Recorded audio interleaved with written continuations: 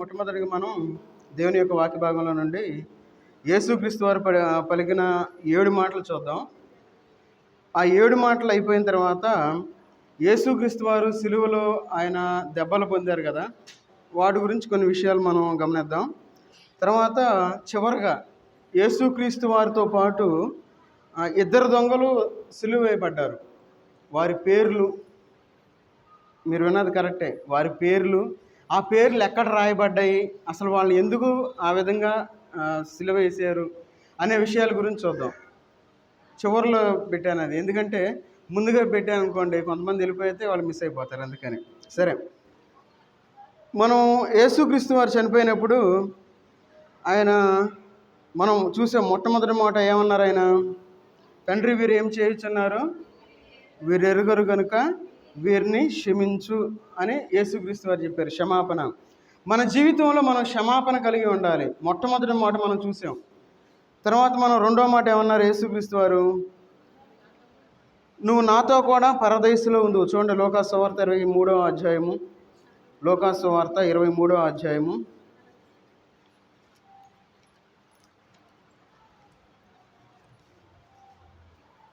43వ వచనం. అందుకు ఆయన వారితో,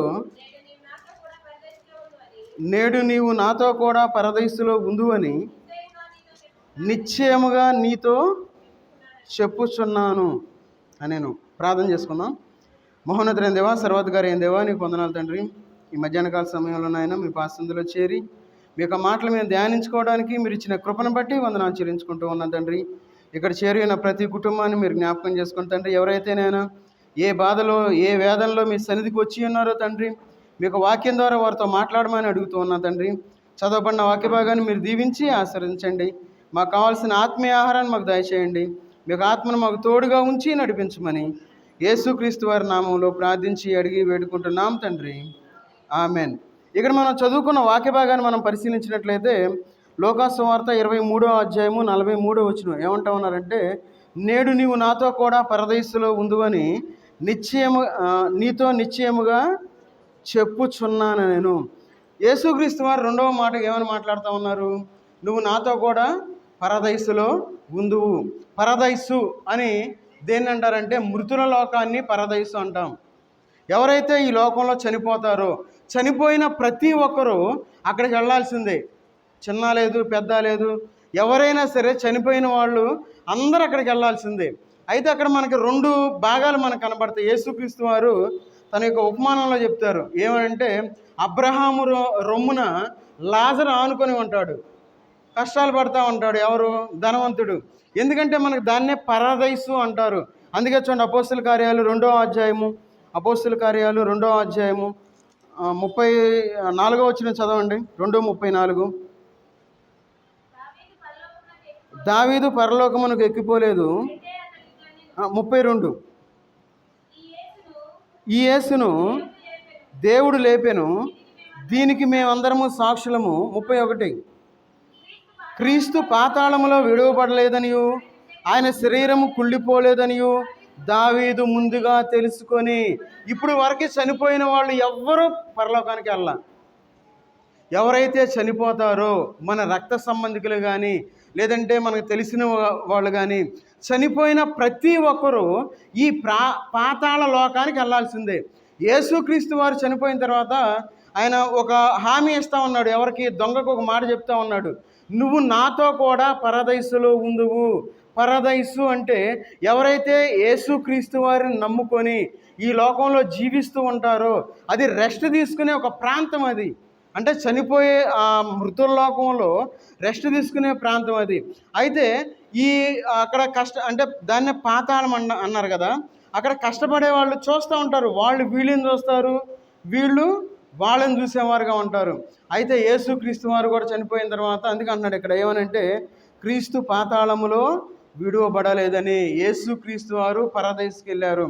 సరే, ఈరోజు మనకు రెండో మాటగా ఏం చెప్తా ఉన్నారు? నాతో కూడా పరదైసులో ఉందు అని యేసుక్రీస్తు వారు మనకి ఒక అభయాన్ని ఇస్తా ఉన్నారు. ఈ లోకంలో మనం జీవించేటప్పుడు భయంతో జీవించే ఆ రోజుల్లో మనం బ్రతికాం. ఒకవేళ మనం చనిపోతే మనకి రక్షణ లేకపోతే మనం దేవుని దగ్గరికి వెళ్ళలేము వెళ్తామో లేదో తెలియదు, దేవుడు ఎవరో తెలియదు అని ఆ భయంలో మనం బ్రతికిన వారుగా ఉన్నాం.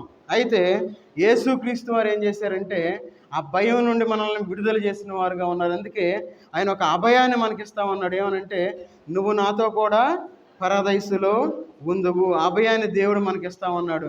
ఒకవేళ మనం మరణిస్తే ఏం చేస్తామంటే మనం కూడా దేవుడు మనకి పరదైసుని ఇవ్వాలి అని చెప్పి ఆయన ఆశపడతా ఉన్నాడు. తర్వాత యేసుక్రీస్తు వారు మూడో మాట అన్నారు. యేసుక్రీస్తు వారు అన్న మూడో మాట ఏం చెప్పండి నా వైపు చూడాలి. అందరూ నా వైపు చూడాలి. పిల్లలు వాళ్ళ పని వాళ్ళది. మనం వాళ్ళని కదిలిస్తే వాళ్ళు ఇంకెక్కువ గొడవ చేస్తారు. కాబట్టి మనం వదిలేద్దాం. సరే, ఇటువైపు చూడాలి. యేసుక్రీస్తు వారు ఫస్ట్ ఏమన్నారు? తండ్రి వీరు ఏం చేయుచున్నారో వీరు ఎరుగరు, వీరిని క్షమించండి అన్నారు. తర్వాత రెండవదిగా ఏమన్నారు? నువ్వు నాతో కూడా పరదేశంలో ఉండు. ఒక ఆర్డర్లో వద్దాం. తర్వాత మూడవదిగా ఏమన్నారు యేసుక్రీస్తు వారు? ఈ మాటలు మనం ఎందుకు ఇంత జాగ్రత్తగా మనం చెప్పుకుంటా ఉన్నాం? ఈ లోకంలో ఎవరైనా చనిపోతూ ఉంటే అడుగుతారు, ఏమని? అయ్యా నా గురించి ఏమైనా మాట్లాడారా అని చెప్పి అడుగుతారు. ఎందుకు అడుగుతారంటే చనిపోయేటప్పుడు మాట్లాడిన మాటలు చాలా విలువైన మాటలు అయ్యి. ఒకవేళ మన రక్త సంబంధికులు ఎవరైనా చనిపోయేటప్పుడు అడుగుతారు, ఏమని? అయ్యా నా గురించి ఏమైనా మాట్లాడారా, ఏమైనా చెప్పారా అని చెప్పి ఆశగా అడుగుతాం మనం. ఎందుకు? ఏమైనా చెబుతారేమో అని చెప్పి. అయితే యేసుక్రీస్తు వారు చనిపోయేటప్పుడు మూడవదిగా ఆయన ఒక మాట అన్నారు. ఏమనంటే చూడండి, యోహాను సువార్త 19వ అధ్యాయము, యోహాను సువార్త 19వ అధ్యాయము 26వ వచనం చదవండి. 19:26. యేసు తన తల్లియు తాను ప్రేమించిన శిష్యులను దగ్గర నిలుచుండుట చూచి, అమ్మ ఇదిగో నీ కుమారుడు అని తన తల్లితో చెప్పాను. తరువాత శిష్యుని చూచి, ఇదిగో నీ తల్లి అని చెప్పాను. యేసుక్రీస్తు వారు పలికిన మూడో మాట ఏంటంటే ఆదరణ మాట. యేసుక్రీస్తు వారు మనకు ఒక ఆదరణ ఇస్తూ ఉన్నారు. యేసుక్రీస్తు వారు వదిలేసి వెళ్ళిపోతూ ఉన్నారు. అయితే తన తల్లికి ఒక మాట చెప్తా ఉన్నారు. ఏమని? అమ్మ ఇదిగో నీ కుమారుడు. చూడండి, ఈ లోకంలో మన తల్లిదండ్రులను మనం గౌరవించేవారుగా ఉండాలి. తల్లిదండ్రులు మనం సన్మానించేవారుగా ఉండాలి. ఈ లోకంలో సహజంగా మనం ఏమనుకుంటామంటే శాలువాలు కప్పి ఏదంటే పూలు బొకేలు ఇచ్చి సన్మానిస్తే అది సన్మానం అనుకుంటాం. కాదు, మన జీవితంలో మన తల్లిదండ్రులను మనం సన్మానించేవారుగా ఉంటే అది నిజమైన సన్మానం. అది మనం వాళ్ళని సన్మానించిన వారుగా ఉంటాం. అందుకే యేసుక్రీస్తు వారు తన తల్లి గురించి ఆలోచించాడు.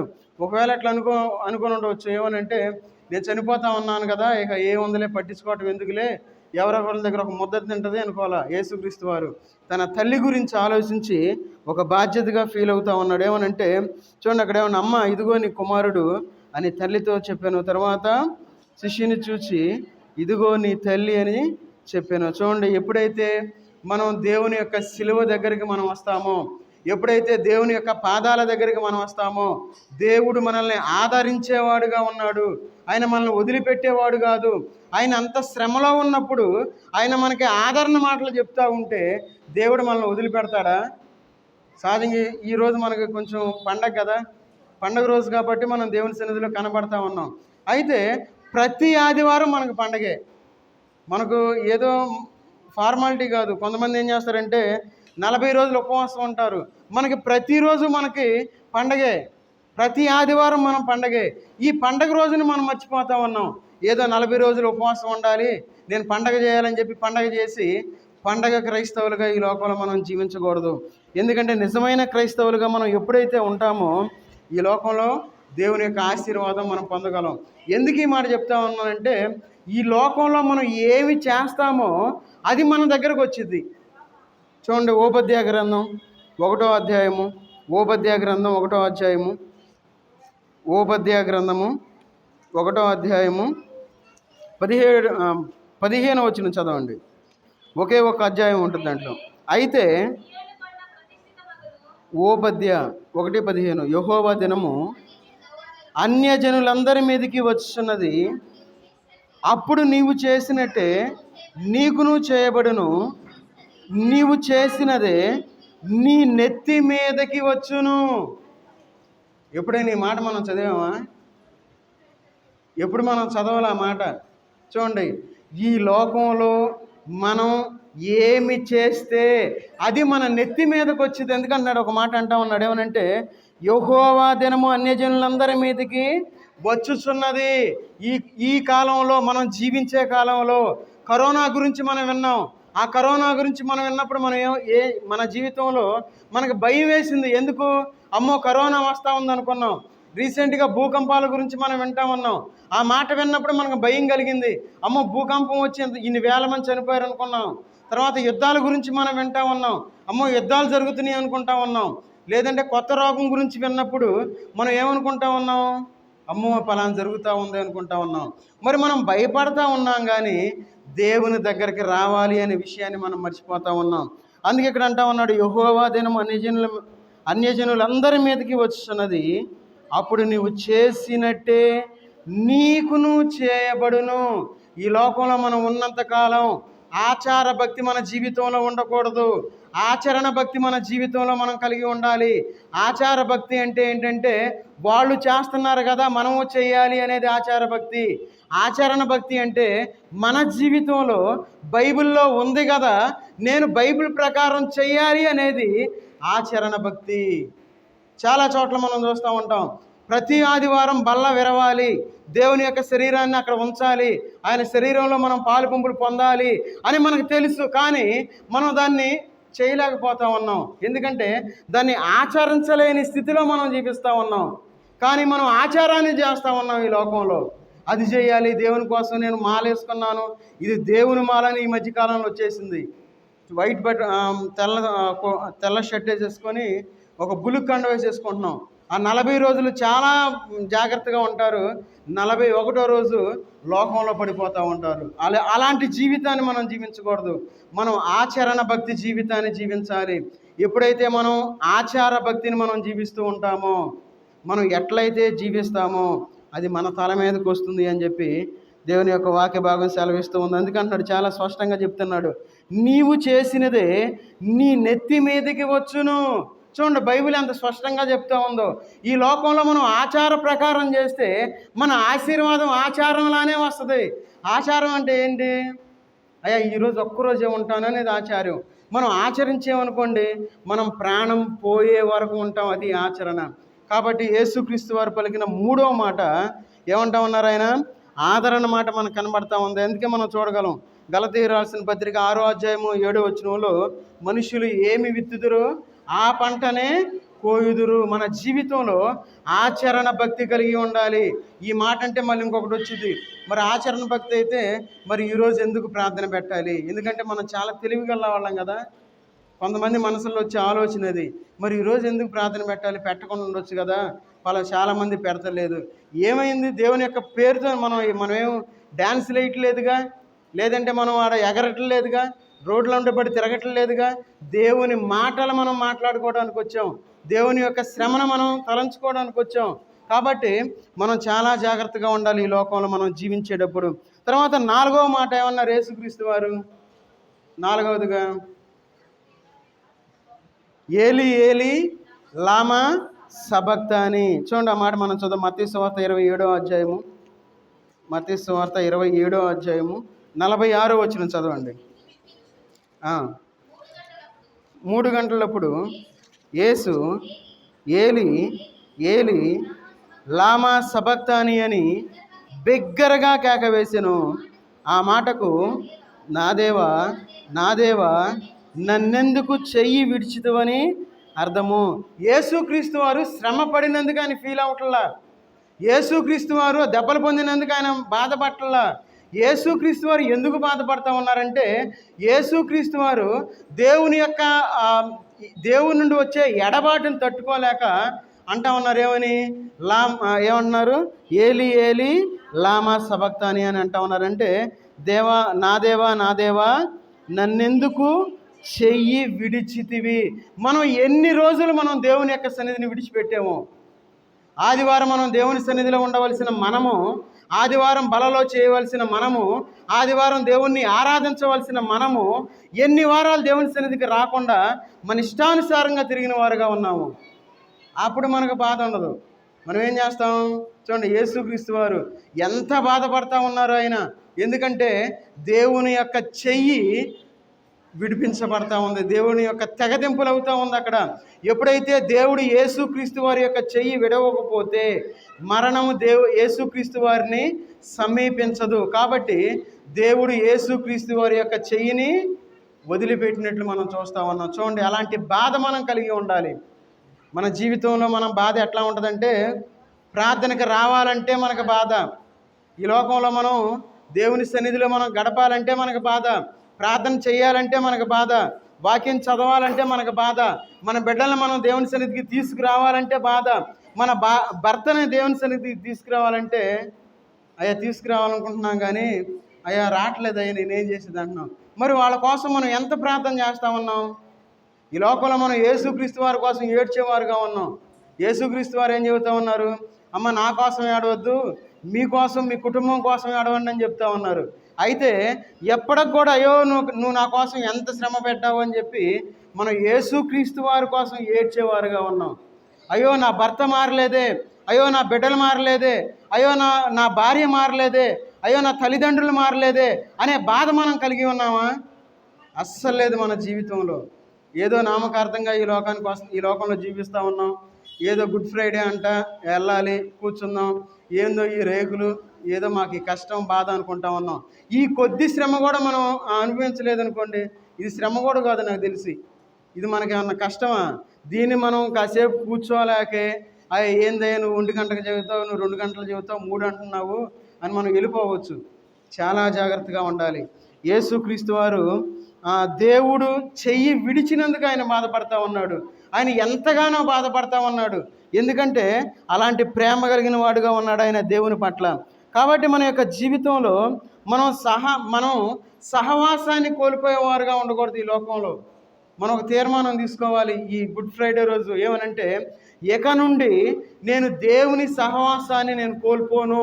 నాకు ఎన్ని బాధలు వచ్చినా, ఎన్ని వేదనలు వచ్చినా, ఎన్ని కష్టాలు వచ్చినా, ఎంత అనారోగ్యం వచ్చినా నీ సహవాసాన్ని నేను కలిగి ఉంటాను అని చెప్పి ఒక తీర్మానాన్ని తీసుకొని ఈరోజు మన ఇంటికి వెళ్ళిపోయేవారుగా ఉందాం. అట్లా కాకుండా ఏముందిలే ఇంతే చెబుతారులే వాళ్ళంతే నేను ఇంతే అన్నాం అనుకోండి, మన జీవితాలు అంతే ఉంటాయి. కాబట్టి యేసుక్రీస్తు వారు పలికిన 4వ మాట, ఏలి ఏలి లామా సబక్తాని, నా దేవా నన్నెందుకు చెయ్యి విడిచితివి. చూడండి మన జీవితం. తర్వాత 5వ మాట ఏమన్నారు? వెరీ గుడ్ అంటే చూసి చెప్తుందా లేదా చూడకుండా చెప్తుందా జెసికా? సరే, దప్పిగొనుచున్నాను. యేసుక్రీస్తు వారు దప్పిగొనుచున్నాను అని అంటా ఉన్నారు. యేసుక్రీస్తు వారికి దప్పిక అయ్యిద్దా? అసలు అయ్యిద్దా? చూద్దాం. యోహాను సువార్త 19వ అధ్యాయము 28వ వచనం చదవండి.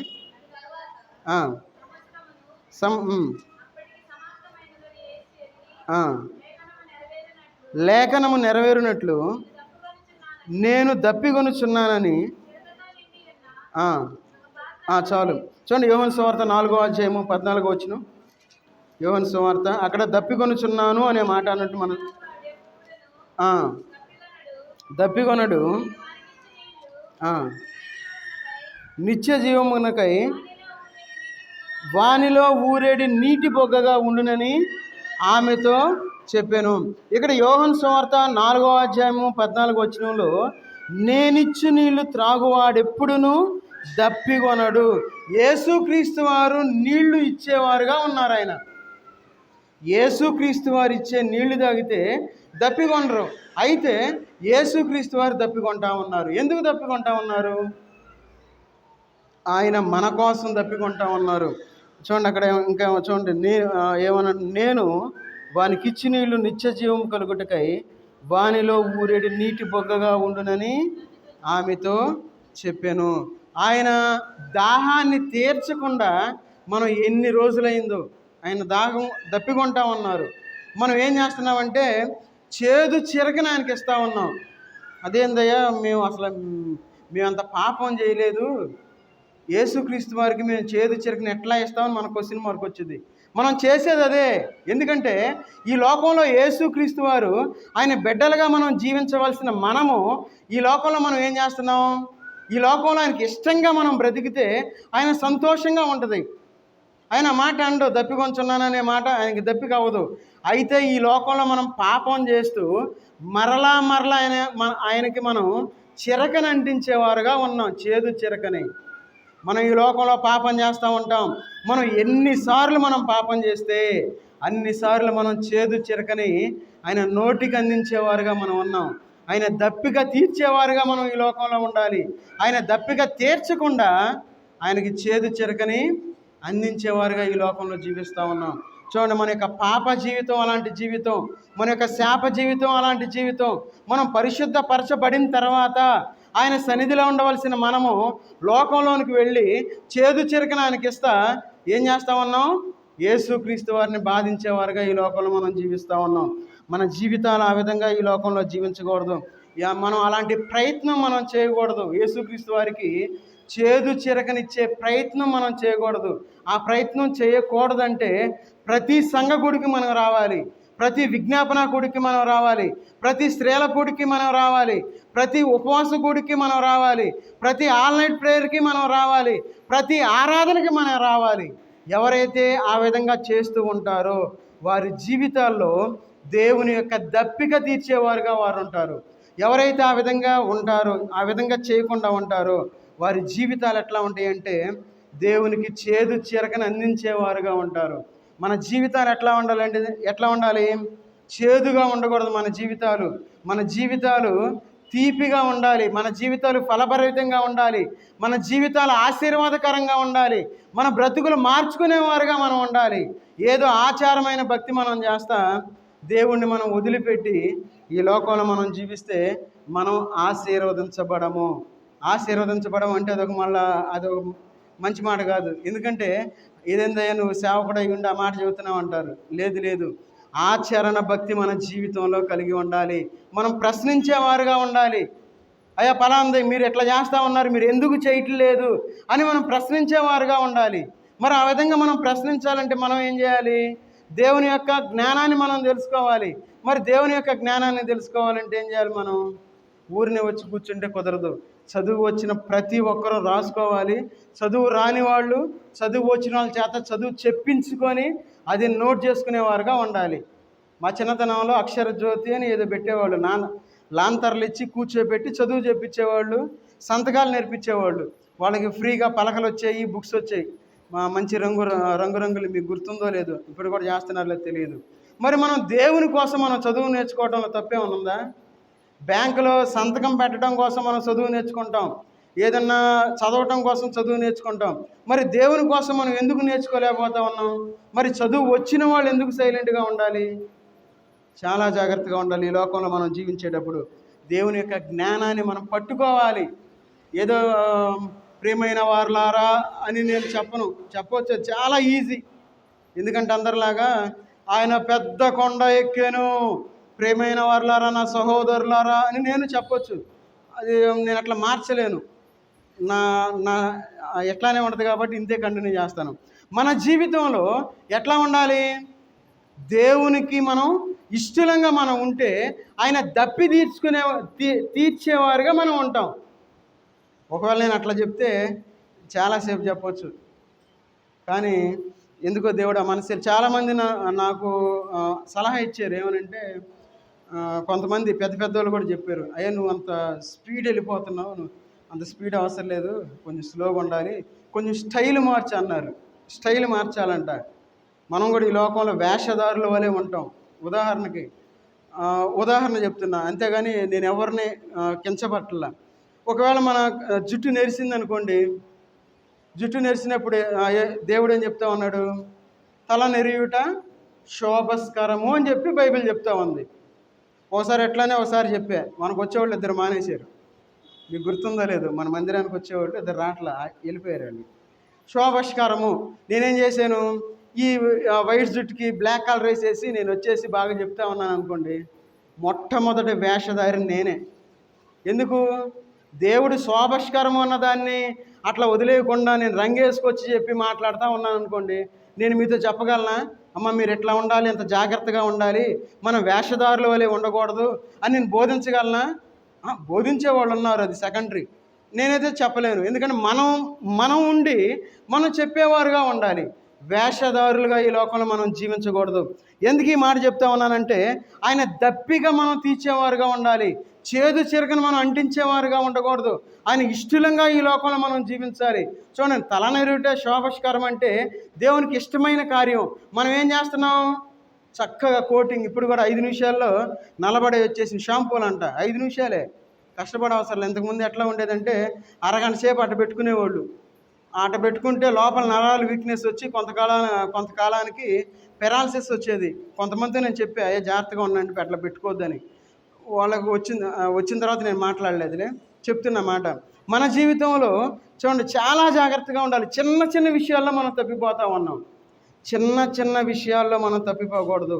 మనం పెద్ద విషయాల్లో తప్పిపోకుండా ఉండాలి అంటే ప్రతి విషయంలో మనం దేవునికి ఇష్టంగా మనం జీవించాలి. సరే, 6వ మాట ఏమన్నారు చూడండి, అక్కడ ఏమన్నారు?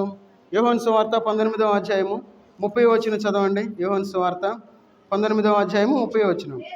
యేసు సమాప్తమైనదని చెప్పి తల వంచి ఆత్మను అప్పగించెను.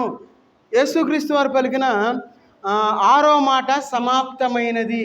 ఏం సమాప్తమైంది? యేసుక్రీస్తు వారు అన్నారు ఏమని? సిలువ మీద ఏమంటా ఉన్నారు? సమాప్తమైందని చెప్పి ఒక మాట అన్నారు. ఎందుకంటున్నారు ఆ మాట? చూడండి, దేవుని యొక్క వాక్య భాగంలో యోహాను సువార్త 17వ అధ్యాయము 4వ వచనం చదవండి. 17:4. చేయుటకు నీవు నాకు ఇచ్చిన పని నేను సంపూర్ణముగా నెరవేర్చి భూమి మీద నిన్ను మహిమపరచితిని. ఎవరు? యేసుక్రీస్తు వారు తండ్రి అయిన దేవుడు ఏ విధంగా అయితే చెప్పి ఉన్నారో ప్రతి విషయాన్ని ఆయన నెరవేర్చారు. ఆయన అందుకంటున్నాడు అక్కడ ఏమని? సమాప్తమైనది. అయ్యా, నువ్వు చెప్పిన ప్రతి మాట నీ మాట ప్రకారం చేశాను. నా ఇష్టానుసారంగా ఈ లోకంలో నేను జీవించలేదు. నా ఇష్టానుసారంగా నేను ఈ లోకంలో నడుచుకోలేదు. నీకు ఇష్టడిగా ఈ లోకంలో జీవించాను అని ఇక్కడ సెలవిస్తూ ఉన్నారు. ఎందుకంటున్నాడు? ఈ చేయుటకు నీవు నాకు ఇచ్చిన పని నేను సంపూర్ణముగా నెరవేర్చి. మన జీవితంలో దేవుడు మనకిచ్చిన పనిని సంపూర్ణంగా నెరవేర్చేవారుగా ఉండాలి. మరి ఆ విధమైన జీవితాన్ని మనం జీవిస్తూ ఉన్నామా? ఎలిజబెత్ మహారాణి తన జీవితంలో తను చివరికి చనిపోతాను అనుకున్నప్పుడు తను అనుకుంటా ఉంది, నేను ఇంకా బ్రతకాలి, నేను ఇంకా చాలా చూడాలి, నేను జీవించాలి అనుకుంటా తను చనిపోయింది. చూడండి, తన యొక్క మనిషి యొక్క ఆశ ఏంటంటే నేను ఇంకా బ్రతకాలి, నేను ఏదో చేయాలి అంటే తృప్తి లేకుండా తను చనిపోయింది.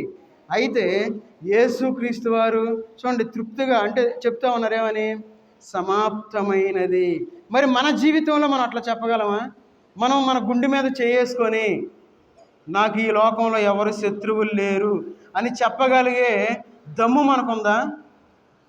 నేను ఎవరిని ఒక మాట అనలేదు, లేదంటే నాకు ఎలాంటి వాళ్ళ మీద ఎలాంటి పగ లేదు, ద్వేషం లేదు అని మన గుండె మీద మనం చేసుకొని మనం చెప్పగలమా? లేదు. పేరుకు మనం క్రైస్తవులం, క్రీస్తులో మనం యేసుక్రీస్తు వారిని మనం కలిగి ఉన్నాం. ప్రతి ఆదివారం మనం బలలో పాలు పంపులు పొందుతాం. ఇదే నేడుతో మనం దేవుణ్ణి ఆరాధిస్తూ ఉన్నాం. ఎవరిని మనం మోసం చేస్తూ ఉన్నాం? ఈ లోకంలో మనం మోసం చేస్తున్నాం. ఎవరిని మోసం చేస్తున్నాం? లేదంటే మనం అబద్ధం ఆడుతూ ఉన్నాం. ఎవరితో అబద్ధం ఆడేవారుగా ఉన్నాం? చాలా జాగ్రత్తగా ఉండాలి. దేవుడు మనకు అప్పచెప్పిన పనిని మనం సంపూర్తిగా చేసేవారుగా ఉండాలి. సంపూర్తిగా నెరవేర్చి మన జీవితంలో మనం ఎట్లా ఉండాలి? సమాప్తమైనది. చూడండి, తృప్తిగా మనం కళ్ళు మూసేవారుగా ఉండాలి ఈ లోకంలో. ఆ తృప్తి మనకు ఎప్పుడు వచ్చేదో తెలుసా? అసలైన ఆశీర్వాదం అంటే మన కుటుంబంగా రక్షణ పొందితే అది ఆశీర్వాదం. ఈ లోకంలో మన కుటుంబంగా మనం ఎప్పుడైతే రక్షించబడతామో అది ఆశీర్వాదం. మనకేదో బ్యాంక్ బ్యాలెన్స్ ఉండి, లేదంటే మనం కారు, లేదంటే ఏసీ, లేదంటే పెద్ద పెద్ద బిల్డింగ్లు, లేదంటే పొలాలు ఇవన్నీ ఉంటాం కాదు.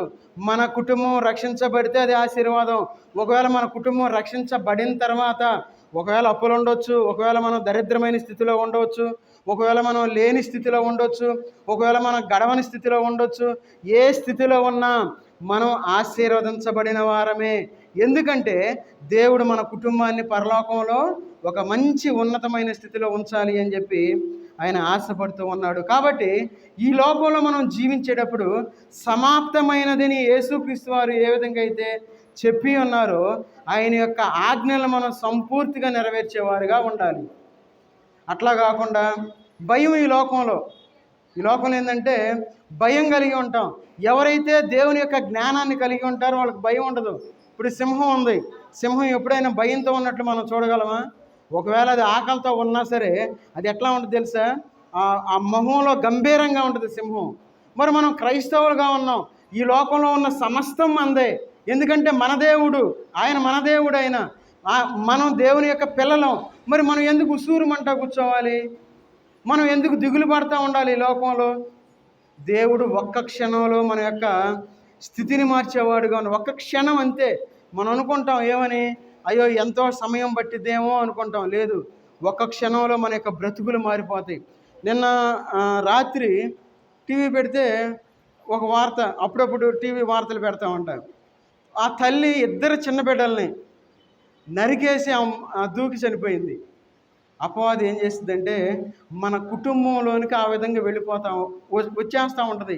ఇంకో మహాతల్లి ఏం చేసిందంటే అక్రమ సంబంధం కోసం పిల్లలందరినీ చంపేసింది. చూడండి ఎలాంటి వార్తలు మనం వింటా ఉన్నాము.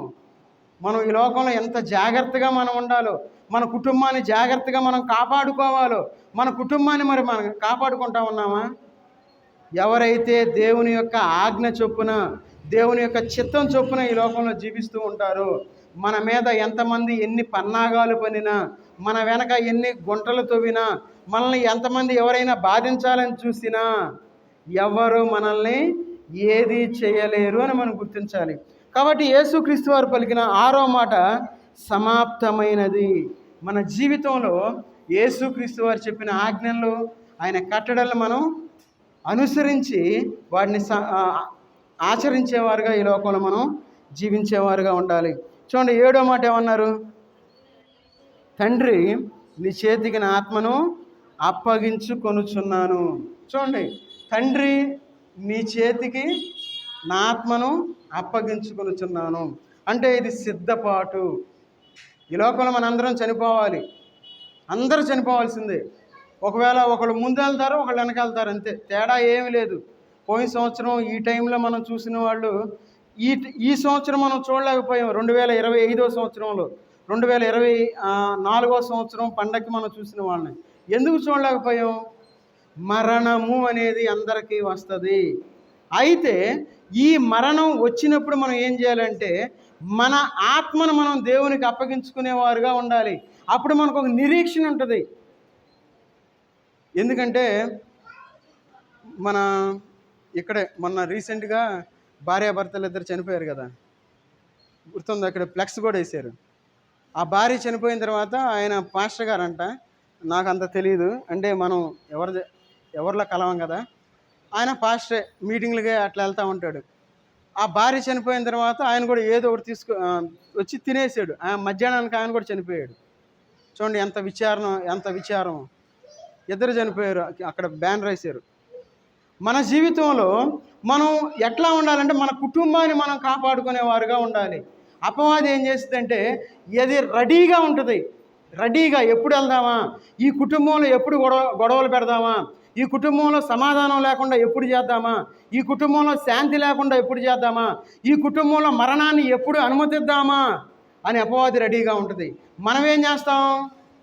ఎప్పుడు మందిరాన్ని ఎగ్గొడదామా, ఎప్పుడు సంఘగుడికి రాకుండా ఉందామా, ఎప్పుడు బలలో చేతులు వేయకుండా ఉందామా, ఏ చిన్న వంక దొరికినా మనం దేవుని సన్నిధిని వదిలిపెట్టేసి మన ఇంట్లో కూర్చునేవారుగా మనం ఉన్నాం. అది మన యొక్క స్థితి, మన యొక్క ఆత్మీయత, అది మన యొక్క విశ్వాసం. అది అపవాది చాలా కోపంతో తిరుగుతూ ఉంది.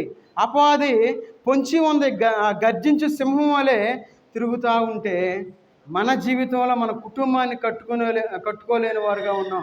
అందుకే కుటుంబాలు పడిపోతూ ఉన్నాయి. చాలా జాగ్రత్తగా ఉండాలి. ఎందుకంటే యేసుక్రీస్తు వారు చూడండి, కీర్తనకారుడు కూడా ఒక మాట అంటూ ఉన్నాడు. చూడండి, కీర్తన గ్రంథం 31వ అధ్యాయము, కీర్తన గ్రంథం 31వ అధ్యాయము 5వ వచనం చదవండి. 31:5. నా ఆత్మను నీ చేతికి అప్పగించుచున్నాను, యెహోవా సత్యదేవ నన్ను విమోచించేవాడవు నీవే. ఇక్కడ దావీదు తన జీవితంలో ఒక మాట అంటా ఉన్నాడు. ఏమని? యేసుక్రీస్తు వారు ఏ విధంగా అయితే అన్నారో సేమ్ అదే మాట దావీదు గారు అంటా ఉన్నారు. ఎందుకంటే దావీదు దేవునికి దేవునికి ఇష్టడిగా జీవించాడు. ఎందుకు అన్నాడు, ఏమంటా ఉన్నాడు, నా ఆత్మను నీ చేతికి అప్పగించుకొనుచున్నాను. ఈ లోకంలో మనం భయంతో ఎందుకు బతుకుతూ ఉంటాం తెలుసా? ఎప్పుడు మరణ భయము కలిగిన వాళ్ళు భయంతో బతుకుతూ ఉంటారు. మనకు మరణం అంటే భయం లేదు, ఎందుకంటే దేవుడు మరణ భయం నుండి మనల్ని విడిపించాడు ఆయన. ఒకవేళ మనం చనిపోతే మన రక్త సంబంధికులు మనం చూస్తాము అనే ఆశ మనకు ఉంది. మరి అలాంటి ఆశ మనం కలిగి ఉన్నామా? నేను ఇప్పుడు చెప్పగలను, నేను చనిపోతే మా అమ్మని నేను చూస్తానని గట్టిగా చెప్పగలను నేను. లేదంటే మా పెద్దమ్మ వాళ్ళు ముందే చనిపోయారు, నేను వాళ్ళని చూడగలను. మా పెద్దనాన్న వాళ్ళని నేను చూడగలను. మా తాతయ్య నాయనమ్మ నేను వాళ్ళని చూస్తాను, నేను వాళ్ళతో మాట్లాడతాను అనే నిరీక్షణ నేను కలిగి ఉన్నా. అలాంటి నిరీక్షణ మనం కలిగి ఉండాలి. అందుకంటాడు, నా ఆత్మను నీ చేతికి అప్పగించుకొనుచున్నాను అంటా ఉన్నారు. మరి ఈ క్షణంలో మన జీవితం ఒకవేళ ముగించవలసి వస్తే, లేదంటే యేసుక్రీస్తు వారు ఈ లోకానికి వస్తే, మరి మనం అలాంటి స్టేట్మెంట్ ఇవ్వగలుగుతామా? అయ్యా, నా ఆత్మ నీకు అప్పగిస్తా ఉన్నానని చెప్పగలమా? చూడండి, మేఘం పైన దేవుడు వచ్చి మనల్ని తీసుకెళ్తా ఉన్నప్పుడు ఒకవేళ మనందరికి ఒక ఆశ, ఎందుకంటే మనలో ఉన్న వాళ్ళు చాలామంది ఎయిర్ప్లేన్ ఎక్కారులేదు తెలియదు, ఆ విమానం ఎక్కినప్పుడు అదొక ఎట్లా ఉంటుందంటే మనం ఒక ఫీల్ అవుతాం, ఏమని, అబ్బో విమానం ఎక్కేవే, అదొక ఇదనమాట మనం మనసుకి. అలాంటిది మేఘం మీద మనం అట్లా ఎక్కి వెళ్తా, అంత గెలాక్సీలు కానీ నక్షత్రాల్లో ఉండి మనం అట్లా వెళ్తా ఉన్నాం అనుకోండి, ఆ ఫీలింగ్ ఎట్లా ఉంటుంది, అనుభూతి ఎట్లా ఉంటుంది? మనం దాన్ని ఎక్స్ప్లెయిన్ చేయగలమా? చేయలేము. అది చాలా గొప్ప అనుభూతి. ఈ అనుభూతిని మనం పొందాలి అంటే మనం దేవుల్లో ఉండాలి. అప్పుడు మనం ఒకవేళ దేవుల్లో ఉండకుండా ఏదో నామకార్థంగా ఈ లోకంలో జీవిస్తే మనం వాళ్ళకెళ్ళే నోరు తెరుచుకుని అటు చూడాలి. దేవుడు వాళ్ళని మేఘాల మీద తీసుకెళ్తా ఉంటే మన రక్త సంబంధికులందరూ మనకు కనబడతారు. అప్పుడు వాళ్ళందరూ మేఘం మీద కొనుగోబడతా ఉంటారు, మనకు కనబడతా ఉంటారు. మనం ఉసూరుమంటే అప్పుడు చూడాలి, రొమ్ము కొట్టుకోవాలి. అయ్యో, నేను విడవబడ్డానే, నేను వెయ్యాల శ్రమల కాలంలో ఉంచబడ్డానే, అయ్యో దేవుడు నన్ను విడిచిపెట్టాడే అని మనం అప్పుడు ఫీల్ అవ్వాలి. మనం అట్లా ఫీల్ అవ్వకుండా ఉండాలి అంటే మనం దేవుణ్ణి విడిచిపెట్టకూడదు. మన ప్రాణం పోయే వరకు మనం దేవుని సన్నిధిలో ఉండడానికి ఇష్టపడేవారుగా ఉండాలి. ఏదో నామకార్థ క్రైస్తవులుగా ఈ లోకంలో మనం జీవించకూడదు. అలాంటి జీవితాలు మనం జీవిస్తే మనం మన బ్రతుకులు ఎట్లా ఉంటాయి అంటే ఆచారమైన బ్రతుకులే, ఆచరణ కలిగిన జీవితాన్ని మనం జీవించేవారుగా ఉండాలి. చూడండి, రోమీయులకు రాసిన పత్రిక 12వ అధ్యాయము 1వ వచనం చదవండి. రోమపత్రిక 12వ అధ్యాయము 1వ వచనం. కాబట్టి సహోదరులారా, పరిశుద్ధమును దేవునికి అనుకూలమునైన సజీవ యాగముగా మీ శరీరములను ఆయనకు సమర్పించుకొనుడని దేవుని వాత్సల్యతను బట్టి మిమ్మను బతిమాలు కొనుచున్నాను. చాలు. చూడండి, సజీవ యాగంగా మన యొక్క శరీరాలు సమర్పించుకోవాలి. సజీవ యాగము అంటే మన యొక్క శరీరాన్ని సజీవంగా దేవుని యొక్క సన్నిధిలో ఏం చేయాలి? అబ్రహాం తన యొక్క జీవితంలో తన సొంత బిడ్డ లేక పుట్టాడు. పుట్టిన తర్వాత దేవుడు ఏమన్నాడు? అయ్యా, బలిచ్చే అన్నాడు. అంతే.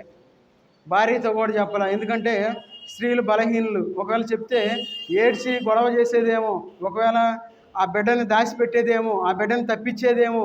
అరే, నువ్వు ఎందుకురా బాబు, అబ్రహాం మీ తండ్రికి పిచ్చి పట్టింది, దేవుడు పిచ్చి ఎక్కువైపోయింది, దేవుడు అంటా ఉన్నాడు కదా, ఏందో మాట్లాడుతూ ఉన్నాడు అంటున్నాడు, దేవుడు పిచ్చి ముదిరిపోయింది, నేను చంపేస్తాడంట, నువ్వు వెళ్ళిపోని పంపించేదేమో.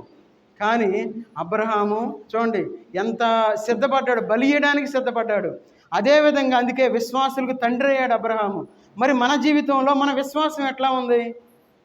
చెప్పినంతసేపు బాగానే ఊగిపోతాం, అయితే 2 మాటలు అంటాం, అబ్బో భలే చెప్పాడు అంటాం, తర్వాత ఏమంటాం, ఏం చెప్పాడు, ఏముందాడా, ఏదో బైబిల్ అంతా తిరగేసాడు. 2 మాటలే మనకు వచ్చేది. సరిగ్గా వింటే మనకు అర్థమైద్ది, వినకపోతే ఏం చెప్పాడులే అంటాం. చాలా జాగ్రత్తగా ఉండాలి. ఈ లోకంలో మనం జీవించేటప్పుడు దేవుని యొక్క వాక్యాన్ని మనం పట్టుకోవాలి. ఆయన వాక్యాన్ని మనం భద్రం చేసుకునేవారుగా ఉండాలి.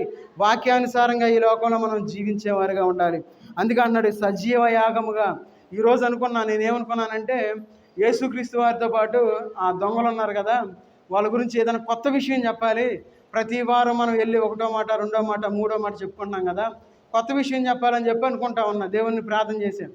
అయితే దేవుడు ఆ 2 దొంగల పేర్లు అవి ఎట్లా బయటకు వచ్చినాయో, వాటి యొక్క మీనింగ్ తెలిసేలా చేశాడు. నాకు చాలా ఆశ్చర్యం వేసింది. చాలా మంచిది అనుకున్నాను. మన జీవితంలో చూడండి, సమాప్తమైనది అని ఆయన ఏమంటా ఉన్నాడు చివరికి. ఒకళ్ళు చెప్పారు, అందరు చెప్పాలి, అందరూ చెప్పాలి. అందరు చెబుతారని నేను ఆగా. చెప్పండి, త్వరగా చెప్పాలి. తండ్రి, నీ చేతికి నా ఆత్మను అప్పగించుకొనుచున్నాను. ఓకే, సరే, వరుసనే ఒకసారి అందరు కలిసి పెద్దగా చెప్పాలి. ఇది మన యూట్యూబ్లో కూడా వెళ్తుంది. చాలామంది అనుకుంటారు యూట్యూబ్ అనగానే లక్షలు వస్తున్నాయి. మనకెవరు రావు. ఎందుకంటే వాక్యంలాగా ప్రకటిస్తే ఎవరు చూడరు. చాలా తక్కువ మందే చూసేది వాక్యంలాగా ప్రకటిస్తే. వాక్యంలో 4-5 కథలు చెప్పేసి చక్కగా బిర్యానీలాగా చేస్తే అందరూ బాగా చూస్తారు. మనది అలాంటి బోధ కాదు. సరే, యేసుక్రీస్తు వారు పలికిన మొట్టమొదటి మాట ఏమన్నారు? తండ్రి, వీరేం చేయుచున్నారో వీరు ఎరుగరు కనుక వీరిని క్షమించు. 2-3 చెబుతున్నారు. అందరూ చెప్పాలి. తండ్రి, అందరు నోరు తెరవాలి. తండ్రి చెప్పాలి. అందరం మీరు చెప్పండి, నేను కాదు. రెండో మాట సరిపోలా గట్టిగా చెప్పాలి. మూడో మాట, నాలుగో మాట, ఓకే. ఐదో మాట, దప్పికొనుచున్నాను. ఆరో మాట, సమాప్తమైనది. ఏడో మాట, ఎంత కష్టపడ్డాము గుర్తుపెట్టుకోవటానికి. అందుకే రాసుకోవాలి అనేది. రాసుకుంటే చూసుకొని చెబుతారుగా, చదువు వచ్చిన వాళ్ళు ఉన్నారుగా, చెప్పినా అంతే. సరే, యేసుక్రీస్తు వారు మన కోసం పలికిన అమూల్యమైన మాటలై. సరే, యేసుక్రీస్తు వారు సిలువలో తీసుకెళ్తా ఉన్నారు కదా. యేసుక్రీస్తు వారు నేను ఒక పావు గంటలో ముగిచ్చేస్తాను. మీతో అన్నట్టే 1:30 క్లోజ్ చేస్తాం. 1:30 తర్వాత కొంచెం ఏర్పాట్లు చేస్తున్నారుగా, అవి తీసుకొని వెళ్ళిపోదాం. యేసుక్రీస్తు వారు సిలువలో వెళ్తూ ఉన్నప్పుడు 3 సార్లు ఆయన కింద పడ్డారు. యేసుక్రీస్తు వారు ఆ యొక్క గొలగత ప్రయాణంలో 3 సార్లు ఆయన కింద పడ్డాడు. 3 సార్లు ఆ సిలువను ఎత్తుకొని. ఆ సిలువ ఎంత బరువు ఉంటుంది? సిలువ కొంతమంది ఏమంటున్నారంటే 150 కేజీలు అంటున్నారు. కానీ సిలువ 70 కేజీల నుండి 100 కేజీలు ఉండొచ్చు అని కొంతమంది పరిశోధన చేసి మెజర్మెంట్ చెప్పారు. ఏది ఒక 70 నుండి ఒక 100 కేజీలు ఉండొచ్చు. యేసుక్రీస్తు వారు ఎందుకంటే 3 సార్లు గుర్తుపెట్టుకోవాలి, అందుకే రాసుకోవాలనేది ఇవన్నీ. యేసుక్రీస్తు వారు ఎన్నిసార్లు కింద పడ్డారు? 3 సార్లు బార్లా కింద పడ్డారు. మనకు అర్థమయ్యేటట్టు బార్లా 3 సార్లు ఆయన పడ్డాడు. తర్వాత యేసుక్రీస్తు వారు దప్పికొనుచున్నాను అని ఒక మాట అన్నారు కదా. యేసుక్రీస్తు వారు 17 గంటలు ఆయన దప్పికొన్నాడు. ఆయన 17 గంటలు అని యేసుక్రీస్తు వారు ప్రార్థన చేసేటప్పుడు ఆ చెమట రక్త బిందువు వలె జారి కింద పడుతుంది. ఎందుకంటే ఆయన అప్పటికి ఎంతో తీవ్రమైన దప్పికతో ఉన్నారు. ఆయన శరీరంలో ఇప్పుడు నేను మాట్లాడుతూ ఉన్నా, ఫ్యాన్ ఆపేసాను, ఎందుకంటే ఆ పేజీలు లెగిసిపోతాయని ఆపేసాను నేను. ఎందుకంటే ఈ చెమట వస్తూ ఉంది, అంటే చెమట వస్తుంది, నాకేం రక్తం రావట్లేదుగా. యేసుక్రీస్తు వారిలో ఉన్న చెమట అంటే నీరు మొత్తం బయటికి వెళ్ళిపోయి చెమట బయటకు వచ్చింది. ఆయన 17 గంటలు ఆయన దప్పికొని ఉన్నాడు. ఆయన మనం ఉంటామా?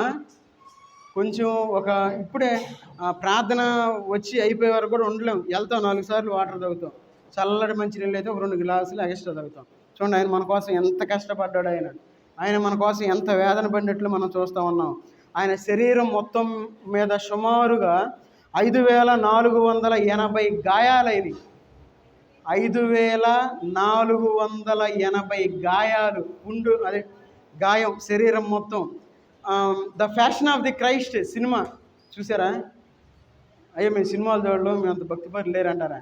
సరే, మంచివాళ్ళు మీరు, అందరు భక్తిపరులే. సరే, the fashion of the Christ యేసుక్రీస్తు వారు కష్టపడిన 3 గంటల సినిమా తీశారు. ఆ సినిమా తీసేటప్పుడు హీరో కావాలిగా. హీరో అంటే యేసుక్రీస్తు వారు.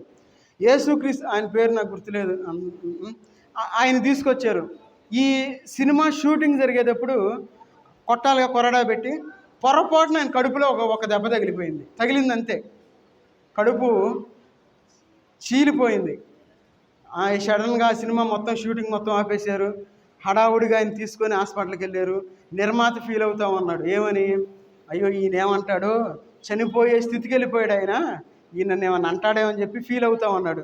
సరే ఏమన్నా అంటే అన్నాడులే, మాట్లాడాలని చెప్పి హాస్పిటల్కి వెళ్తాడు. అయితే ఆయన పేరు జాక్, ఏం పేరు అన్నారా, ఏదో ఉంది. ఆయన ఒకే మాట అన్నాడు.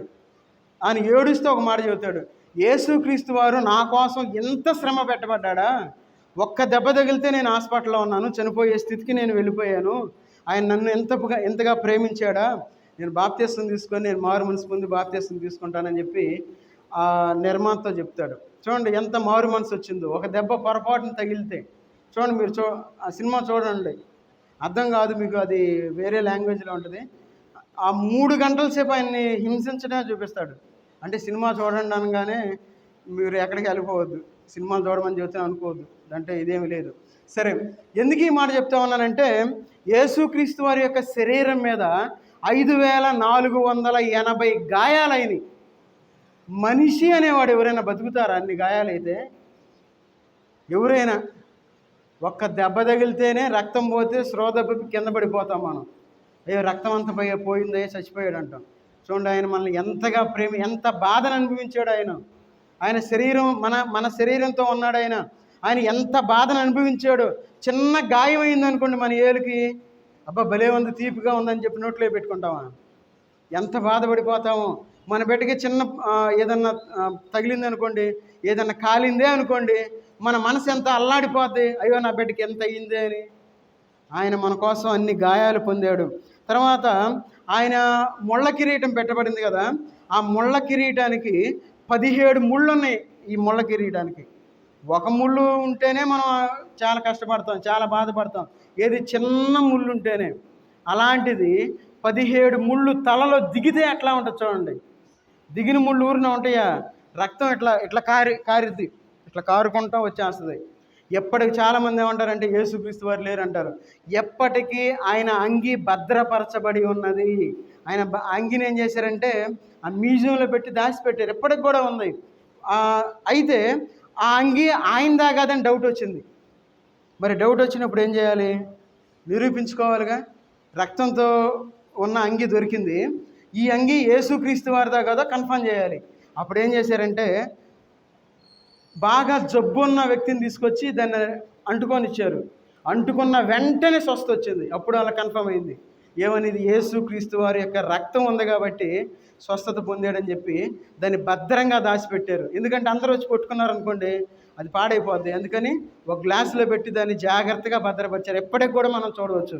కాబట్టి యేసుక్రీస్తు వారు మన కోసం 6.5 లీటర్ల రక్తాన్ని చిందించారు. ఆయన 6.5 లీటర్ల రక్తం చిందించాడు. ఏమి లేదు, రక్తం ఒక బొట్టు కూడా లేదు ఆయనకి, ఆయన రక్తం మొత్తం చిందించారు. యేసుక్రీస్తు వారిని 350 మంది సైనికులు నడుచుకుంటూ వెళ్ళేవారు. గుర్రం మీద ఉండేవాడు ఒక 50 మంది, ఆయన ఈడ్చుకుండా తీసుకుని వెళ్ళారు. చూడండి, ఆయన ఏం తప్పు చేశాడు, ఆయన చేసిన పాపం ఏంది? యేసుక్రీస్తు వారు సహజంగా ఈ లోకంలో చాలామంది ఉన్నారు, దేవతలు దేవుళ్ళు అనుభవం ఉన్నారు. ఎవరైనా ఎంత కష్టాన్ని పొందారా? ఎవరైనా మన కోసం ఆలోచించి పాపం కోసం, పాపాన్ని క్షమించడం కోసం ఎవరైనా అలా చనిపోయారా? ఎవ్వరూ చనిపోలా. ఆయన ఎందుకు చనిపోయాడంటే మనం దేవుని దగ్గరికి రావాలి అనే ఉద్దేశంతో ఆయన చనిపోయాడు. కానీ మనం ఆయన ఏం గుర్తులేదు మనకి. మనం ఎలాంటి హృదయం అంటే మనది రాతికి హృదయాన్ని మనం కలిగి ఉన్నాం. చూడండి, ఆయన అన్ని దెబ్బలు తిన్నాడంటే మనం హృదయం జలతరించాలి, మన ఒళ్ళు. ఎందుకు 5480 దెబ్బలు తిన్నాడా అని మన హృదయంలో ఎంతో బాధ మనం కలిగి ఉండాలి. మరి మనం రాయి అయిపోయింది, ఆయన ఇలా తిన్నాళ్లే, ప్రతి సంవత్సరం ఇదేగా చెప్పుకునేది. మారాలి, మన బ్రతుకులు మారాలి, మన జీవితం మారాలి, మనం దేవుని సన్నిధిలో గడిపేవారుగా ఈ లోకంలో మనం జీవించాలి. ఆయన మన కోసం అంత కష్టపడ్డారు.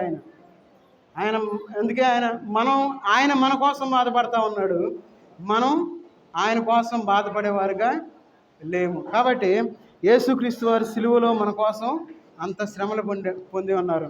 తర్వాత యేసుక్రీస్తు వారి పక్కన 2 దొంగలను ఏం చేశారు? సిలువేశారు. ఉదాహరణ, ఎవరన్నా దొంగతనం చేశారనుకోండి, ఏం చేస్తారు?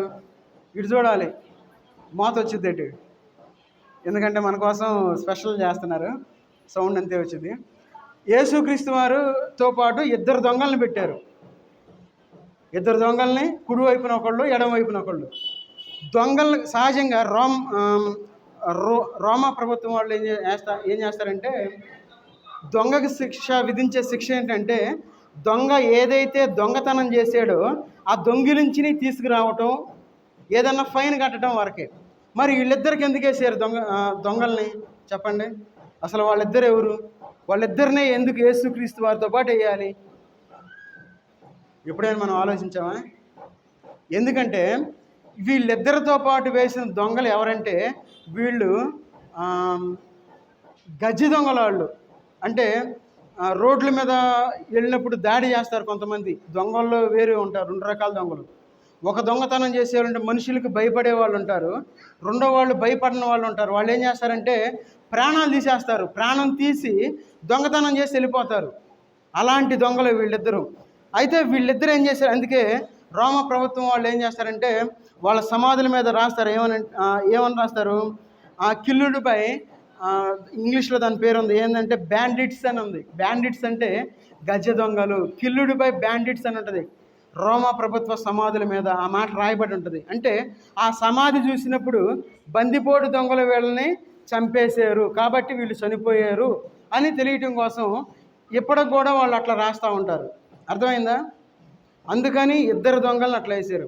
సరే, ఈ ఇద్దరు దొంగల పేర్లు ఏం పేరు?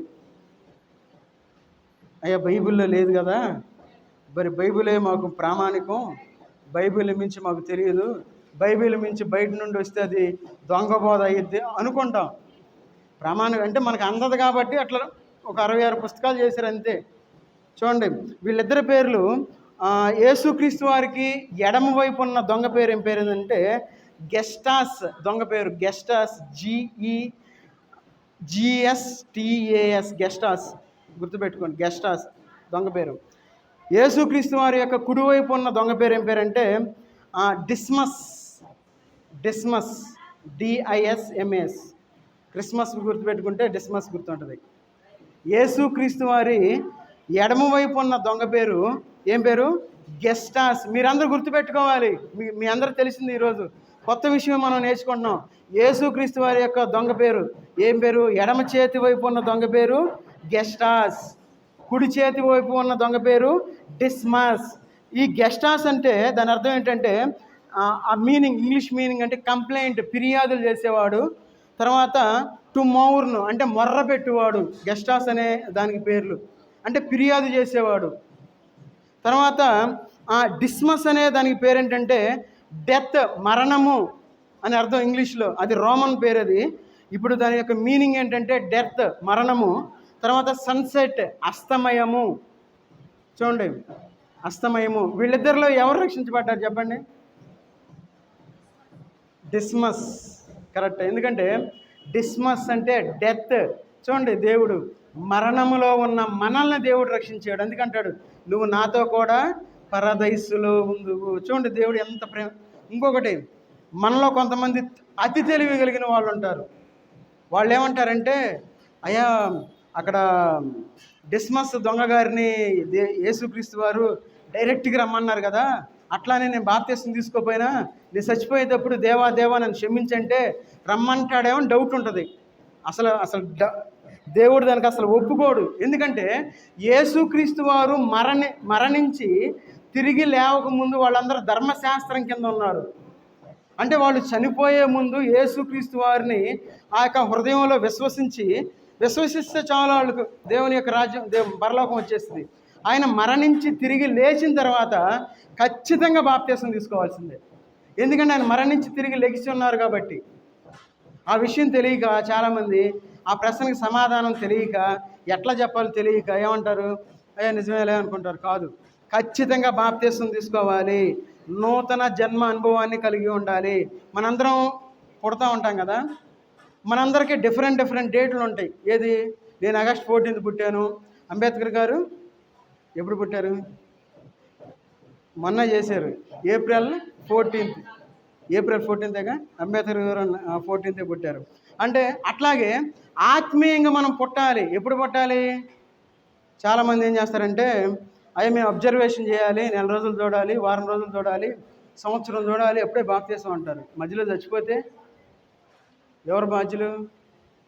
చాలా. అందుకే నూతన జన్మ, మన నూతన జన్మ తేదీ మనకి సపరేట్గానే ఉంటుంది.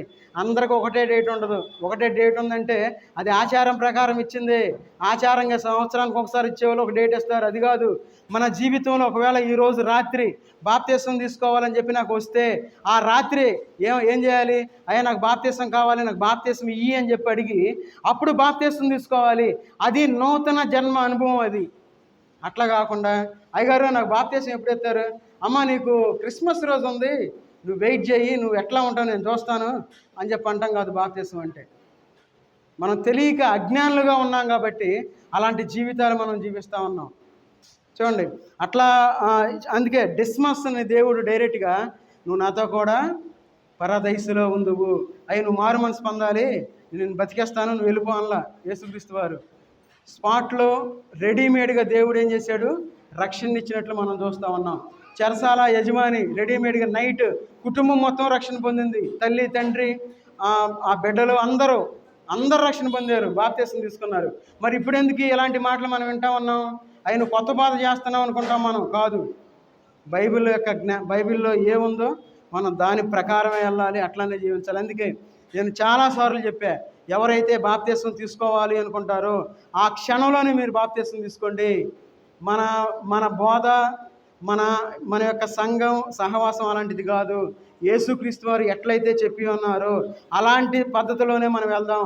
అందుకే దేవుడు నా కుటుంబాన్ని రక్షించాడు, అందుకే నా బిడ్డలు కూడా బాప్తీసం తీసుకున్నారు అని చాలాసార్లు మనం చెప్పాం.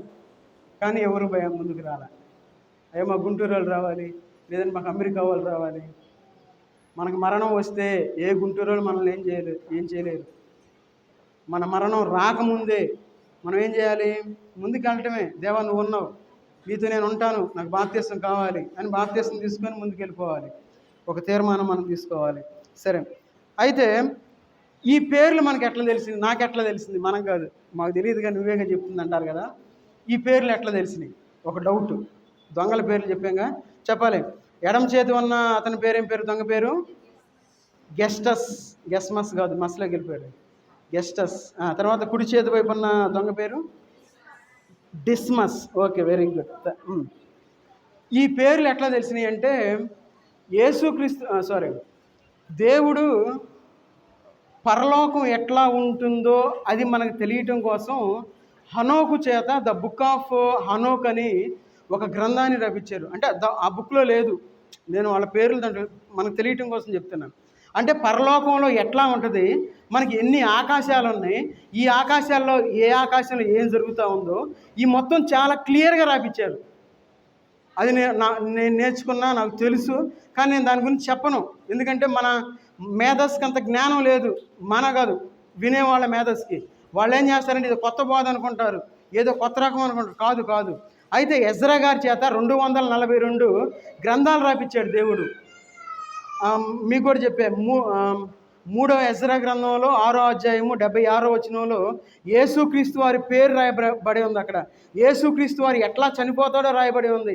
డైరెక్ట్గా అక్కడ రాపించి పెట్టారు. అయితే ఈ గ్రంథాలు దొరకలా మనకి, అంటే గ్రంథస్థం చేయడానికి ఇవన్నీ దొరకలా. ఈ బైబిల్ సొసైటీ వాళ్ళు 66 గ్రంథాలు పెట్టిన తర్వాత వచ్చిన తర్వాత పరిశీలన చేశారు. అయ్యో ఇదేందో మాకు అర్థం కావట్లేదు, ఇదేదో కొత్తగా ఉంది, ఇంకా ఈ జనాలు ఏం అర్థం చేసుకుంటారని చెప్పి పక్కన పెట్టేశారు. ఇవన్నీ ఇప్పుడు కూడా. అయితే ఈ దొంగల పేర్లు ఎక్కడ రాశారంటే the gospel of Nicola spelling చెబుతా, నాకు తిరగదు. NICODUDEMUS. చెప్పండి ఏమవుతుంది? నికోడసా? ద గాస్పల్ ఆఫ్ నికోడస్ అనే పుస్తకంలో వీళ్ళ పేర్లు రాశారు. ఒకవేళ మీరు అది ఆన్లైన్లో మీకు దొరికిద్దని చూడండి. నేను చూడాల, నేను దాని మీద స్టడీ చేయాలి, ఇంకా తెలుసుకోవాలి. సరే, ఆ బుక్లో రాశారు ద గాస్పల్ ఆఫ్ నికోడస్ అనే పుస్తకంలో యేసుక్రీస్తు వారి యొక్క పక్కన 2 దొంగల పేర్లు రాశారనమాట. ఆ దొంగల పేర్లు ఆ ఇంగ్లీష్లోకి వచ్చి మనం ట్రాన్స్లేట్ ఆ మీనింగ్స్ మనం చూసామన్నమాట. కాబట్టి మన యొక్క జీవితంలో చూడండి, ఎవరు మారు మనసు పొందింది? డిస్మస్. డిస్మస్ దొంగ ఏ విధంగా అయితే మారు మనసు ఏం లేదు, సింపుల్గా ఒక్క మాటే అన్నాడు. అయ్యా మేము ఏమని ఒప్పుకున్నాడు? అయ్యా మేమైతే శిక్ష పొందడానికి అర్హులం, మా కరెక్టే ఇది, కానీ నువ్వు దేవుని కుమారుడు. చూడండి, యేసుక్రీస్తు వారు చనిపోయిన తర్వాత చనిపోయాడు ఆయన, ఆ తల కూడా ఏలాడేసాడు ఇట్లా యేసుక్రీస్తు వారు. అయితే చూడండి, బల్యంలో ఎందుకు పొడిచారు? బల్యంలో పొడవబడ్డాడు. ఆ ఆ పోటు పొడిచినప్పుడు అది వెళ్ళి గుండెల్లో గుచ్చుకుంది యేసుక్రీస్తు వారికి. చూడండి, ఆయన మన కోసం ఎంత శ్రమను పొందాడు. చనిపోయిన తర్వాత కూడా వదల, శవాన్ని కూడా వదల. ఆయన ఒక్క పోటు పొడిచిన వెంటనే మన గుండె రక్తాన్ని పై పంపు చేస్తూ ఉంటుంది. ఎట్లా అప్పుడు ఏమైందంటే ఆ గుండెలో ఉన్న రక్తం, మిగిలిపోయిన రక్తం ఆ యొక్క నేలలో పడి బయటకు వచ్చేసింది. ఉన్న రక్తం కూడా కారిపోయింది. చూడండి, ఆయన మనల్ని ఎంతగా ప్రేమించాడు. ఆయన గుండెల్లో పొడవబడ్డాడు, ఆయన గుండెలు చీల్చబడ్డాయి. మరి మన గుండె చీల్చబడిందా? మన గుండె ఎంత రాతి గుండె కలిగి ఉన్నాము. ఎంతవరకు మనం బాప్తీసం తీసుకోవాలా? మనం ఎంత వయసు వచ్చింది? కొంతమంది 50 సంవత్సరాలు ఉన్నారు, కొంతమంది 40 సంవత్సరాలు, కొంతమంది 30 సంవత్సరాలు, రకరకాల సంవత్సరాలు కలిగిన వాళ్ళు ఉన్నారు. మరి ఎందుకు నేను బాప్తీసం తీసుకోవాలా? ఆయన అంత శ్రమ పడితే, ఆయన అంత వేదన పడితే, ఆయన ఏమీ చేయకుండా శిలువలో ప్రాణం పెడితే, మరి మనం దేవుని కోసం ఏమి చేస్తున్నాం? దేవుని పనుల్లో ఎంత ముందుకు వచ్చేవారుగా ఉన్నాం, ఎంత ఆసక్తి కలిగిన వారుగా ఉన్నాం, దేవుని యొక్క ఆజ్ఞలు మనం ఎంత పాటిస్తూ ఉన్నాం, పరిశీలన చేసుకోవాలి. దేవుడు ఈ మాటలు మనం మాట్లాడుకోవడానికి ఒక అవకాశం ఇచ్చారు. ఒకవేళ ఎవరు ఏదైనా అనుకోనియండి, ఇది మాకు మా హెబ్రోన్లో ఇట్లా ఆచారం లేదుగా. సహజంగా మనం అందరం గీతలు కొట్టేసుకున్నాం. ఎప్పుడు ఇది మాది హెబ్రోన్ అని, మాది బాప్టిస్ట్ అని, మాది వేరేదని, మాది పిలోహ అని, ఏదో రకరకాల గీతలు కొట్టుకొని ఈ లోకంలో జీవించేవారుగా ఉన్నాం. బైబిల్ను ప్రామాణికం చేసుకోవాలి. బైబిల్ ప్రకారం మనం ఈ లోకంలో జీవించాలి. బైబిల్ ప్రకారం ఈ లోకంలో జీవిస్తే మనల్ని మించిన వాళ్ళు ఎవరు లేరు. అంతే. ఒకవేళ మనకు డబ్బులు లేకపోయినా దేవుని జ్ఞానాన్ని మనం సంపాదించుకోవాలి. దేవుని జ్ఞానం తెలిస్తే ఎంత సంతోషంగా ఉంటుందో మీకు తెలుసా? మరి మీరు అనుభవించారు లేదా నాకైతే తెలియదు. దాన్ని నేను అనుభవించా. కొత్త కొత్త విషయాలు తెలుసుకున్నప్పుడు చాలా సంతోషంగా ఉంటుంది. ఇట్లా ఉందా అని. మరి మనం ఎందుకు అట్లా తెలుసుకోవాలి అనే ఆశ కూడా లేకుండా ఈ లోకంలో జీవిస్తూ ఉన్నాం. నేను కూడా చెప్పొచ్చు, ఏదో రెండు వచనాలు చెప్పేసి అది ఇది ఎట్టయిందో చెప్పేయచ్చు. కొంతమంది వాక్యం ఉన్నప్పుడు నాకు అర్థమైపోద్ది అనుకుంటా. సర్లే, ఎందుకంటే మనం మనలానే వెళ్ళిపోవాలి. దేవుడు ఎట్లా ఇచ్చాడో మన యొక్క తలాంతి చొప్పున మనం ముందుకు వెళ్ళిపోవటం. పాపం తెలియదులే అని చెప్పి ఉంటాం. కానీ ఎవరైతే ఇక్కడ ఉన్నారో మనం జ్ఞానం లేని వారుగా ఉండకూడదు. దేవుని జ్ఞానాన్ని మనం ఎప్పుడు పాలు తాగేవాళ్ళుగా ఉంటే అట్లా అందరూ పాలే తాగుతుంది. మనం ఆహారాన్ని, గట్టి ఆహారాన్ని భుజించాలి. అలాంటి జ్ఞానాన్ని మనం పొందేవారుగా ఉండాలి. అందుకే మార్చి 25వ తారీఖు వీళ్ళు ఎవరంటే వీళ్ళు ఏమంటారు, అదే మేరీ మాతను పూజిస్తారు, రోమన్ క్యాథలిక్. వాళ్ళు 25వ తారీఖు ఒక రోజు పెట్టుకున్నారు. మార్చి 25వ తారీఖు ఒక రోజు పెట్టుకొని దాన్ని స్పెషల్ డే పెట్టారు. ఏమనంటే ఈయనకి సెయింట్ అని ఒక పదం తొడిగేశారు. ఏమని? ఈ సెయింట్ డిస్మస్ డే అంటారు దాన్ని. Saint Dismas day. ఎందుకు ఇంత ధైర్యంగా ఎందుకు చెప్తుందో తెలుసా? మన యూట్యూబ్లో వెళ్ళేది ఒక తప్పు చెప్పానుకో పట్టేస్తారు, అందరూ రెడీగా ఉంటారు ఏం తప్పు చెబుతామో అని.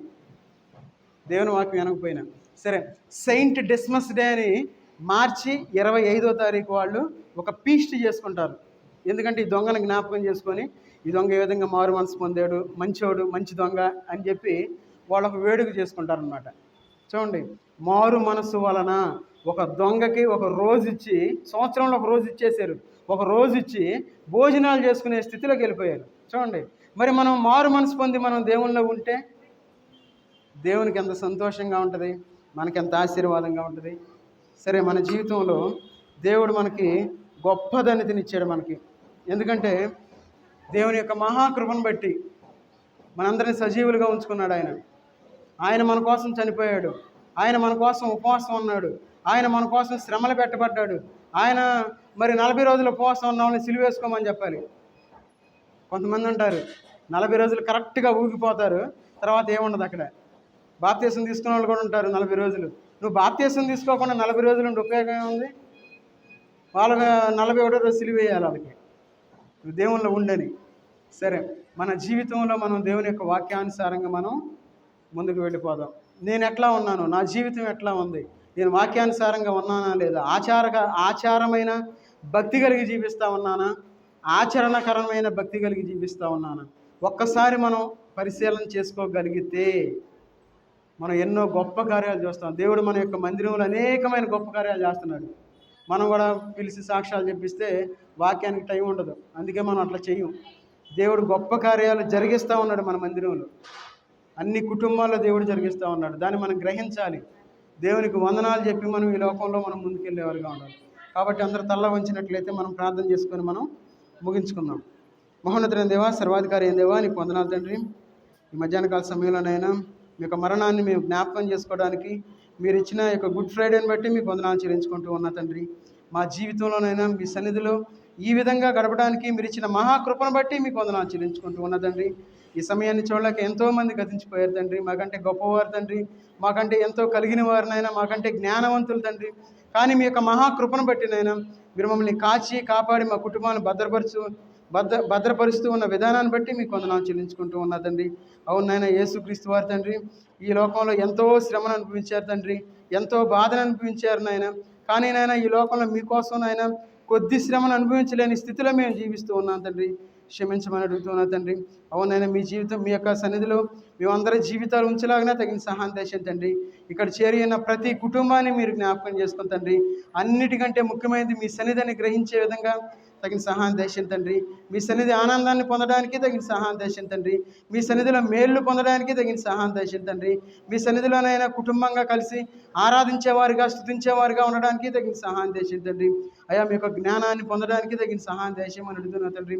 అయ్యా మీ యొక్క వాక్యంలోని మర్మాలు ఇంకా బోధించడానికి తగిన సహాయం చేయండి. మీకు ఆత్మను తోడుగా ఉంచి నడిపించండి తండ్రి. అనేకమైన గొప్ప కార్యాలు జరిగిస్తూ ఉన్న విధానాన్ని బట్టి మీకు వందనాలు చెల్లించుకుంటూ ఉన్న తండ్రి. ఈ మధ్యాహ్న కాలంలోనైనా ఇక్కడ చేరిన చిన్న బిడ్డలు మీరు జ్ఞాపకం చేసుకుని తండ్రి. వారి చదువుల్లో మీరు తోడుగా ఉండండి. అదేవిధంగా యవన బిడ్డలు మీరు జ్ఞాపకం చేసుకోండి. వారికి మంచి ఉద్యోగాలు రావడానికి తగిన సహాయం చేయండి. ఇంకా ముఖ్యంగానైనా మీ సన్నిధిలో వాళ్ళు గడపడానికి తగిన సహాయం చేసేయమని అడుగుతున్నా తండ్రి. ఇంకా అదేవిధంగా వృద్ధాప్యంలో ఉన్న బిడ్డలు మీరు జ్ఞాపకం చేసుకోండి. ఆ యొక్క వృద్ధాప్యంలో వచ్చే ప్రతి బలహీనతలోనైనా వారు బలంగా నిలబడడానికి తగిన సహాయం చేయండి తండ్రి. ఇంకా అనారోగ్యంతో బాధపడుతున్న బిడ్డలు ఉన్నారు తండ్రి. మీరు ఇచ్చిన ఆరోగ్యాన్ని బట్టి మీకు వందనాలు చెల్లించుకుంటూ ఉన్నా తండ్రి. మీరు ఇచ్చిన కాపుదలను బట్టి మీకు వందనాలు చెల్లించుకుంటూ ఉన్నా తండ్రి.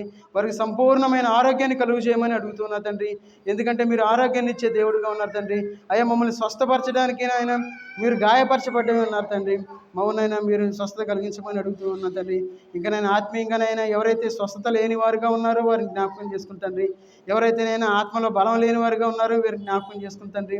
వారికి మంచి బలాన్ని కలుగు చేయండి తండ్రి.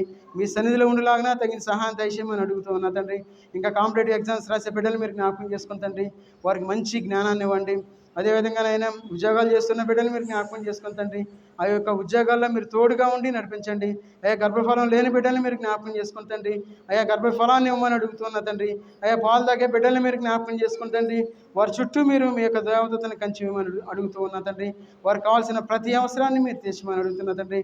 ఇక్కడ ఎవరైతే చేరి ఉన్నారో ప్రతి కుటుంబాన్ని మీ చేతులకు అప్పగిస్తూ ఉన్నా తండ్రి. అయ్యా ప్రతి ఒక్కరినైనా ఈ యొక్క మధ్యాహ్న కాల సమయంలో ఒక తీర్మానం తీసుకున్నైనా ఇక నుండైనా మీ సన్నిధిలో ఉండడానికి తగిన సహాయం చేసేయమని అడుగుతూ ఉన్నా తండ్రి. మేమందరం మీ యొక్క సన్నిధిలోనైనా మీ యొక్క ఆజ్ఞలను ఆచరించేవారుగా ఉండడానికి తగిన సహాయం చేసేయండి తండ్రి. ఈ లోకంలో ప్రతి వారం మేము మీ యొక్క సన్నిధిలోనైనా మీ యొక్క బలలో చేతులు వేసినైనా మిమ్మల్ని మహిమపరిచేవారుగా ఉండడానికి తగిన సహాయం చేసేయండి తండ్రి. ఇంకా ఎవరైతే మందిరానికి వస్తూ మానుకొని ఉన్నారో వాళ్ళు మీరు జ్ఞాపకం చేసుకుని తండ్రి. వారు మరలా మీ యొక్క సన్నిధికి రావడానికి తగిన సహాయం చేసేయండి తండ్రి. మీ యొక్క వాక్యాన్ని వారు గ్రహించడానికి తగిన సహాయం చేసేయండి తండ్రి. మీ యొక్క ఆత్మ ద్వారా వారిని మరలానైనా మీ సన్నిధికి తీసుకొని రమ్మని అడుగుతూ ఉన్నాను తండ్రి. అయ్యా ప్రతి విషయంలో మీకు సహాయం దయచేయమని అడుగుతున్నా తండ్రి. ఇప్పటివరకునైనా మీకు ఆత్మ ద్వారా మమ్మల్ని నడిపించిన విధానాన్ని బట్టి మీకు వందనాలు చెల్లించుకుంటూ ఉన్నా తండ్రి. అదేవిధంగా మీరు ఇచ్చిన వాక్యాన్ని బట్టి మీకు వందనాలు చెల్లించుకుంటూ ఉన్నా తండ్రి. అయ్యా మీకు వాక్య వెలుగులోనైనా మమ్మల్ని మేము బలపరుచుకొని సరిదిద్దుకొని ఈ లోకంలో మా యొక్క మరణం వరకునైనా మీ వైపు చూసేవారుగా ఉండడానికి తగిన సహాయం దయచేయమని యేసుక్రీస్తు వారి నామంలో ప్రార్థించి అడిగి వేడుకుంటున్నాం తండ్రి. ఆమేన్.